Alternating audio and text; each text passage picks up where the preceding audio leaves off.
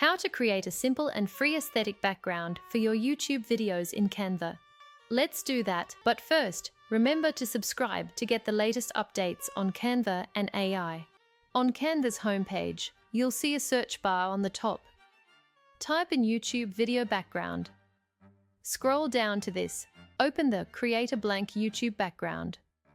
On your far left side, you'll see several icons. Go to Magic Media. Add your prompt and include the word aesthetic. I'll leave the prompt I used to generate this background in the comments. Choose the style you want. I like the filmic look. Hit Generate Image. Canva will generate 4 images at a time. If you don't like what you see, you can tweak the prompt and generate it again. I'll choose this one. Let's resize it before adding the blur effect. To add the blur effect, click the image, go to Edit and Blur. Here, you have 2 options. You can blur a part of the image or the entire image. We are going to blur the entire image. Tap on whole image, adjust the intensity by moving this circle to the right.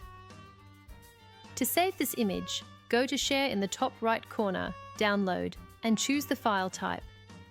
We'll choose JPEG and hit Download. Subscribe for more. If you found this video helpful, we'd love to hear about it in the comments.